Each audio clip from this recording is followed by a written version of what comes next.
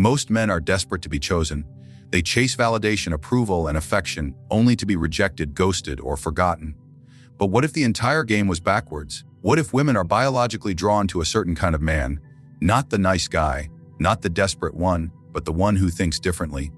In this video, we'll uncover 5 brutally honest psychological rules, Machiavellian in logic, philosophical in depth, that flip attraction on its head.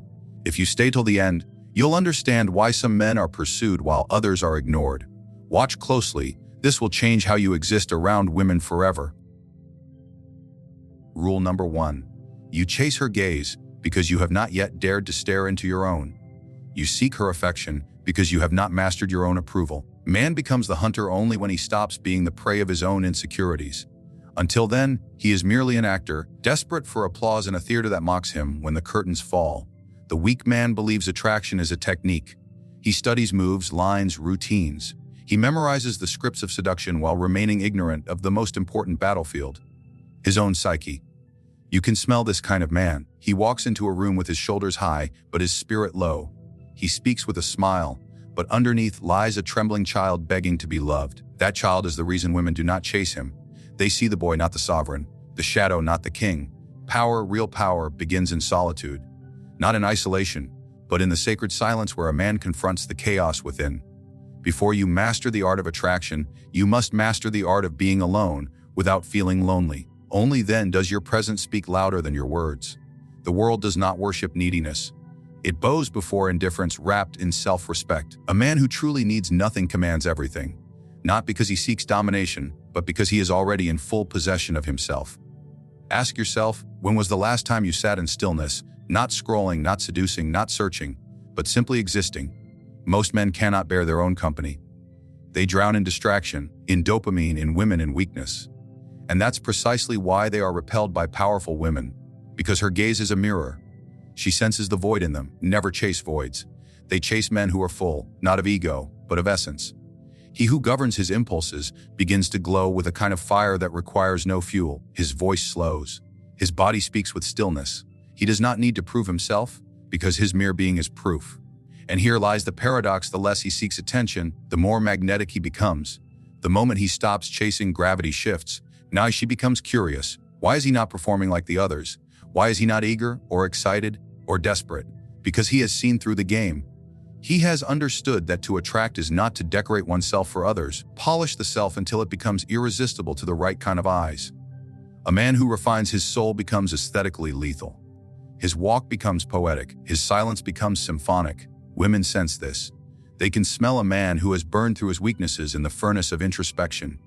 He may not be rich or tall, even traditionally handsome, but he is anchored, grounded, stoic, and this in a world of emotional chaos is divine.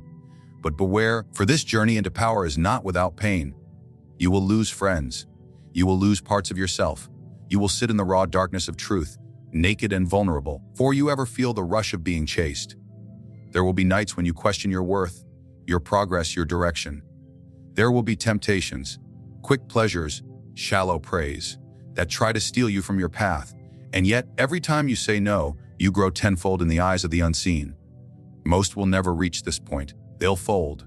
They'll return to their addictions, to their apps, to their masks.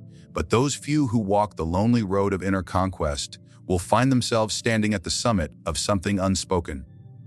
A psychological height from which the world looks different. Suddenly, you no longer desire to be chosen. You desire only to become the chooser. And even then, not out of pride, but from principle. Because when you've mastered yourself, you realize how rare you've become, and something remarkable happens then. Her eyes change when they land on you. There is confusion. There is fascination. There is a whisper in her blood that says, "Here is someone I cannot tame. Here is someone who does not flinch." And that whisper is louder than any line you could ever say. It says he has already won himself. What else could he want from me? And now the game tilts. Now she leans forward. Now she tries to read you like scripture, touch you like myth, understand you like a riddle. Rule number 2. Desire is not a feeling. It is a force. A blade forged in the furnace of instinct and ego. The weak are cut by it, consumed by the heat of their longing. The strong, they become its blacksmith. They twist it, sharpen it, master it, not to eliminate desire, to enslave it to their will. The man who cannot command his desire becomes a slave in disguise. He smiles, he flatters, he performs, but every word is a leash around his neck, and women see it. She always sees it. Her mind is tuned to subtle frequencies. It detects hunger without a sound, desperation without a confession. She may smile at the performance, but her instincts recoil from the neediness. When a man wants her more than he wants control over himself, she senses danger, not of harm, but of burden. And no woman wants to carry the weight of a man's unfulfilled self-worth. To reverse the dance, you must become the one who evokes desire without revealing your own. Your eyes must remain calm while hers begin to search for signs. You do not chase. You do not plead. You walk into a room not as a hunter but as a flame, and she becomes the moth. This is not cruelty, it is discipline. Because to master desire is not to suppress it, but to let it smolder behind your silence. To speak in ways that awaken, not announce. To exist like a storm that may come, but never begs to rain. Ask yourself, when you see her beauty, do you lose control? Or do you observe your reaction like a scientist examining a fire? Most men collapse in the face of their own desire. They believe that attraction gives them permission to surrender their dignity. They rush to impress. They fumble for validation. They show their cards before the game begins. This is not love. This is surrender dressed as romance. And it always ends the same. She loses interest, and he blames her instead of his own lack of restraint. You must invert the equation. Let your desire rise, but contain it. Let it shape your voice, but do not let it speak for you. Let it influence your energy, but not your choices. A man who burns but does not beg is intoxicating. He is felt before he is understood. He is interpreted before he is explained. This man becomes myth, and myth seduces more than logic ever will.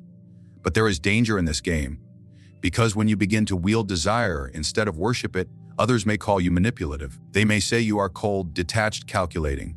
But what they truly fear is your ability to walk away, your refusal to kneel, your unwillingness to sacrifice your power for momentary pleasure. And herein lies your advantage. The one who does not need leads. The one who is not desperate decides. And when you decide who enters your world, you become the prize. There is an art to using desire. Sometimes it is the glance you withhold.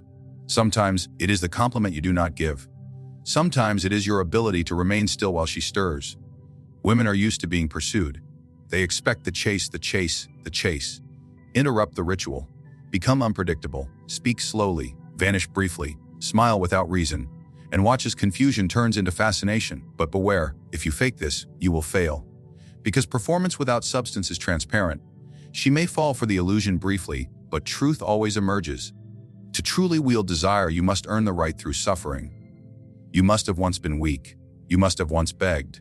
You must have once chased and cried and been broken, because only through that fire do you learn what real restraint feels like. And restraint, when genuine, is magnetic. It is the language of men who've already met their demons and emerged with scars instead of chains. Let me ask you this: what would happen if you became the object of desire, not by trying but by being? What would it mean to stand so confidently in your presence that others feel compelled to unravel you? What would it mean to be the silence in a world of noise, the mystery in a room full of explanations, the man who looks once, then turns away, not because he is disinterested, but because he knows he is the storm, not the rain? Most will never know this power. They will remain addicted to pursuit, high on the illusion that if they say the right words, play the right game, she will finally choose them. But those few who learn to direct desire, rather than be devoured by it, will discover something dangerous. They will find that true power does not lie in how many you attract, but in how little you need to. Rule number 3, reality is not a fixed structure. It is not a place you enter. It is a space you create. Every social interaction, every glance, every word spoken between a man and a woman exists within a frame, an invisible theater where roles are assigned and followed. The tragedy is this: most men do not know they are on stage. They do not know the script. Worse, they do not realize that the woman often directs the scene. And so they perform, they obey, they respond, they react, they crumble. He who does not set the frame lives in someone else's version of truth. To dominate the frame is not to be loud or aggressive. It is not about barking commands or flexing control. No, dominating the frame is a silent art. It begins with the conviction that your interpretation of the world is more real than hers. It is the calm assertion that your perception is law, that your values, your time, your attention, these are not to be auctioned, but earned. And when she enters your space, she enters your world. You do not adapt to hers. This is not arrogance. This is survival. For when a man lives in her frame, he begins to orbit her moods, her opinions, her validations. He no longer asks, "Is this woman worthy of me?" but rather, does she like me? And from that moment forward, he has already lost. He begins to dance to her rhythm. He becomes careful, cautious, pleasing, and she senses the shift not consciously but instinctively. The man who seeks approval is no longer a leader. He is a follower in disguise, and no woman is truly drawn to the follower, only the illusion of safety he provides. If you do not define the meaning of your interactions, someone else will. Look closely. Every compliment, every silence, every choice you make is part of a negotiation, not of money or status, but of power. Who is setting the terms? Who is establishing the narrative? Most men, unaware, stumble into her frame and believe they are leading. But it is she who decides when they speak, how they behave, the connection advances or dies. And then he wonders why the attraction fades, why she grows distant, why she respects him less with each passing moment. He does not realize he was merely a guest in her kingdom. You must become the architect of the atmosphere, the one who is not waiting for her approval, creating the rules of engagement, the one who walks into a conversation with an inner compass that cannot be bought or bent. When she tests you, and she always will, you do not flinch. You do not explain, you do not seek to please. You hold the line, and that silent refusal to submit becomes the very thing that captures her imagination. Not because you are difficult, but because you are real. She may not understand it consciously, but something ancient in her psyche will begin to wonder, what world does he live in that I am being invited into? And here is the dark truth: women admire the man who stands above social influence. Even when they protest him, they are drawn to the one who does not explain himself. They respect the one who rejects validation games. Because he is rare, because he is dangerous, because he reminds them of the raw force of nature that has been tamed by society but not destroyed. He is the storm behind the eyes, the unshakable presence in a room of noise. The man who dominates the frame is not careless. He is just unafraid. He will walk away if the terms are wrong. He will lose the woman if the game demands his soul, because he knows his truth is not for sale. And this is magnetic. A man who needs nothing becomes irresistible. A man who shapes reality rather than obeys it becomes the one others watch, follow, desire. But most men are too terrified of losing to ever test this truth. They fear rejection. They fear being alone. And so they shrink, they submit, they smile when they want to roar. But you, if you were to reverse this, if you were to build a frame so powerful that her world bends to your gravity, what would that feel like? If every interaction with her existed within the boundaries of your values, your energy, your rhythm, what would happen to the entire dynamic? Imagine no longer reacting to her, but letting her react to you. Imagine a world where her confusion becomes curiosity, where her tests become fuel, where her silence is not a signal of failure, but an opportunity to double down on your calm. Imagine how the very air would change in your presence, not because you tried, but because you refused to be moved. Rule number 4, power rarely screams. It whispers, and the most dangerous men are not the loud ones. They are the ones who say little, reveal less, and remain shrouded in the fog of their own unknowability. In a world obsessed with sharing, explaining, performing, and confessing, silence is an act of rebellion. Mystery is power. It stirs curiosity, it breeds tension, it invites projection. But more than anything, it seizes control, not through domination, but through absence, through what is left unsaid, through the pause that lingers too long, through the smile that hints but never tells. He who understands this no longer needs approval. He watches people unravel trying to guess what he truly thinks. Women, like all humans, are creatures of meaning. They are drawn not to what is known, to what is almost known. The mind does not obsess over clarity, it obsesses over confusion that promises depth. When a man lays his soul bare too soon, when he spills his story, his wounds, his heart, she does not grow closer, she grows colder, not out of cruelty but instinct. The unknown sparks interest, the overly explained breeds indifference. The man who thinks openness is intimacy forgets that real intimacy requires depth, not data. And depth cannot exist where everything is already exposed. There is an erotic tension and restraint, not in sexual terms alone, but in psychological warfare. She cannot fully read you, she imagines. She fills the silence with her own stories, her own questions, her own desires. She begins to project onto the blank canvas of your silence. And that, paradoxically, is how the most magnetic men are made, not by effort, but by intentional concealment, not deception. No, that is manipulation. But silence is philosophy, withholding as discipline. Being difficult to read, not because you want to confuse her, but because you refuse to be defined by another's perception. A man who speaks constantly is a man who fears being misunderstood. He defends himself before the battle begins. He anticipates judgment before it arrives. He floods the conversation with details to prove his worth. his pain, his purpose. But in doing so, he reveals his weakness, the need to be seen, the need to be known, the desperate hunger to be accepted. And it is this hunger that poisons attraction. For the man who truly values himself speaks sparingly. He knows every word carries weight. He does not offer explanations. He offers glimpses, and glimpses are worth more than declarations. You must become like the mountain, vast, unmoved, quiet. The mountain does not explain its height, nor justify its silence. It simply exists, and in its stillness, it commands reverence. The man who speaks little begins to feel like that mountain. He is no longer easily accessible, no longer easily influenced. He is slow to react, slow to share, and slower still to apologize for his depth. And this slowness is misread by the ordinary as coldness. To the sensitive, to the perceptive, to the feminine psyche attuned to emotional nuance, it becomes a form of gravity. She begins to lean in when others speak. She listens more closely when others shout. She asks questions and gets riddles. She searches for patterns but finds symbols. And suddenly, she is not just talking to a man, she is entering a maze. One with no map, one that leads inward. And this experience, this dance with the unknown, stirs something primal in her. A feeling of danger but also safety, of intrigue but also reverence. She cannot name it. And that is precisely why she cannot forget it. But this level of presence is costly. You must destroy the ego that wants to please. You must dissolve the part of yourself that fears misunderstanding. You must become comfortable with being misread, misjudged, even disliked. For when you hold back your story, your dreams, your weaknesses, they will accuse you of arrogance. When you don't share how deeply you feel, how much you care, they will say you are emotionless. Let them. When you remain composed in the face of chaos, they will say you are hiding something. Let them.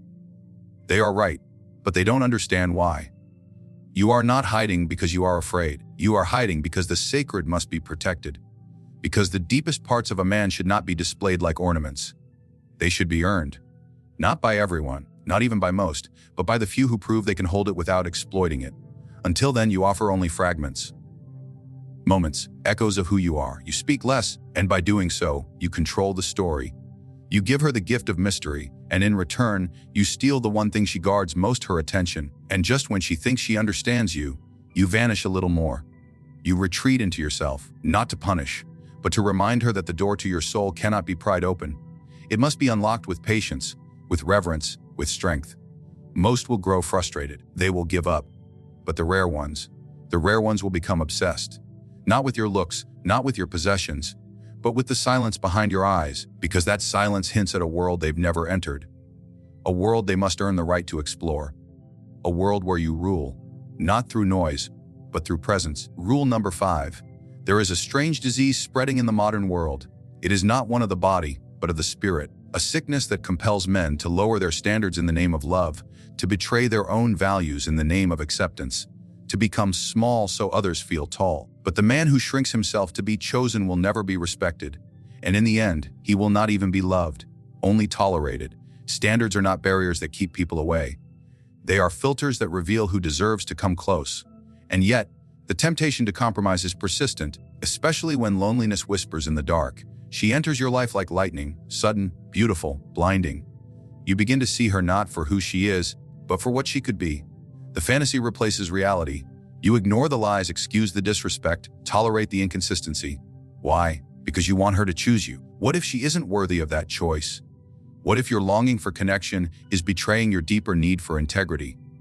Standards are not preferences. They are declarations. They speak before you do. They tell the world what you permit, what you protect, and what you pursue. And the moment you apologize for them, you teach others that your kingdom is up for negotiation. There is a quiet terror in holding high standards. It means you might walk alone longer. It means you might intimidate or confuse people who expect you to be easier, softer, more accommodating. They will label you arrogant, rigid, or worse, unrealistic. They will call your boundaries walls and your expectations delusions. But these are the cries of those who benefit from your weakness. They want your gate open, your defenses down, your fire dimmed, because in your clarity they see their own lack. In your discipline they feel exposed, and so they demand that you dim the light, not to help you, but to feel more comfortable in their own darkness. A man without standards is a city without walls, invaded, overrun, looted by every passing desire. He mistakes attention for affection, validation for connection. And in doing so, he gives his time, energy, and heart to those who have done nothing to earn them. But the man who holds his standards high who guards his values like a sovereign guards his castle, is feared at first. He is respected. And finally, he is sought after, not by the many but by the rare. Those who recognize that strength is not cruelty, that clarity is not arrogance, self-respect is not intimidation, it is invitation to a higher realm. She will test you. The woman, consciously or unconsciously, challenge the fortress of your standards. Not out of malice but instinct. To see what you are made of. To understand whether your rules are for real or if they can be bent under the weight of beauty, sex, or flattery. And here, most men fail. They make exceptions. They rewrite their principles in the sand, hoping she will notice their flexibility and reward them with affection. But she doesn't. She begins to lose respect the moment you choose her over your code, because she did not fall for your compromises. She fell for your strength, and when that strength disappears, so does the attraction. There is an art to being unyielding, not in anger, not in stubbornness, but in stillness, in being so rooted in who you are that no storm, no seduction, no illusion can move you from your center. This does not mean rejecting every woman. It means inviting only those who recognize the gravity of your presence. It means being polite but firm, kind but immovable. It means being the fire, not chasing the moths, but letting them decide whether they can stand the heat. Most cannot. Most will leave. And that is the point. For it is not your job to be easy to love. It is your duty to be impossible to forget. She will not remember the man who said yes to everything. She will not long for the man who bent over backwards just to keep her interested. But she will obsess over the one who calmly walked away when his standards were violated, the one who remained unshaken in the face of temptation. The one who said, I desire you, but I do not need you. And in that moment, the power dynamic reverses. You are no longer chasing, you are choosing. And she, drawn by your discipline, must now ask herself, am I worthy of his world? The suspense lies in the question you silently ask with every glance, every gesture, every silence. Do you have what it takes to stand beside me without trying to change me? Because the world is full of women who want to be loved, but very few are ready to meet a man who refuses to delude himself in order to be liked. The rare one who does, though, she becomes more than a partner. She becomes a mirror to your greatness, not a threat to your standards. And it is only with such a woman that true attraction evolves into something transcendent, something terrifying in its beauty, something that shakes both your souls from their slumber. So the conclusion is what you have just explored is not a guide for seduction. It is a manifesto for transformation, not a performance to please women, but a resurrection of masculine sovereignty. These 5 rules are not tactics, they are truths, timeless principles etched in the soul of every man who dares to rise above the herd and reclaim the throne of his own mind. If you live by them, you will no longer chase, you will attract. Not because you played a clever game, but because you became the man no one dares to play. This is the paradox they never told you. When you stop needing her, she begins to need you. When you stop trying to be liked, you become desired. When you stop lowering yourself to be understood, you rise high enough to be revered. And when your standards become unshakable, the world bends around them, or it walks away in defeat. That is power, not loud, not boastful. Silent, still, and sovereign, you will terrify some. They will call you cold, distant, unemotional. But beneath their criticism is curiosity. Behind their accusations is fascination. And buried deep in their rejection is the echo of longing. For in a world of men who sell their souls for crumbs of affection, the one who keeps his soul intact becomes unforgettable. You are not here to be chosen. You are here to choose. You are not here to follow rules made by the weak. You are here to write your own code in blood and silence and solitude. Become the man they whisper about. The one who walks away without a word. The one whose presence is an unspoken test. The one who doesn't ask to be loved, but who demands to be remembered. Attraction is no longer about charm or looks. It is about depth. And the deeper you go into your own power, the fewer will dare to follow. But those who do, they will chase not a man, but a myth. You are no longer just a lover in the eyes of a woman. You are the mountain she cannot move, the fire she cannot tame, the riddle she cannot solve. And in that mystery, she finds her hunger. Not because you seduced her, because you revealed nothing and stood still as the world collapsed around your silence. The world doesn't need another nice guy. It needs a dangerous one. Not violent, vast, not cruel, but cold when required. Not controlling, but unshackably in control. To be that man is not a skill. It is a choice. And now you stand at the edge of that choice. One more step backward, and you return to comfort, to approval, to compromise. One step forward, and you vanish into the wilderness of your own power, never to return. The man who takes that step does not chase. He doesn't even walk.